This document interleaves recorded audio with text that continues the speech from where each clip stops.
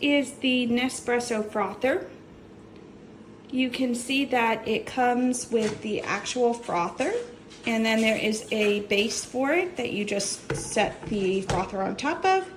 You can fill the frother up to, there are fill lines in there depending on which attachment you're using. Dictates how full you can make this. This is your little frother apparatus. There is an additional coil attachment you can put on here if you want, I think, more froth.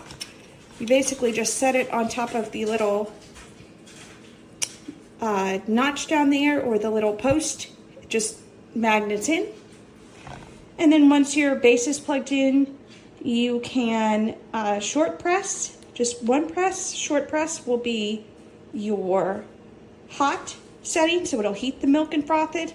If you just want the milk cold and frothed, you press and hold, and the light turns blue, and it froths it in a cold setting. Now, obviously, you do want to put your lid on before you turn it on. I do really like that it has the color coding of hot or cold, so it has both settings available, as opposed to, say, steaming your milk, where you really only get a hot setting. It's pretty easy to clean. You can take out your little frothing piece and basically just wipe it down, and then the top and this little piece can go in the dishwasher. So it's very easy to use, and I would highly recommend it.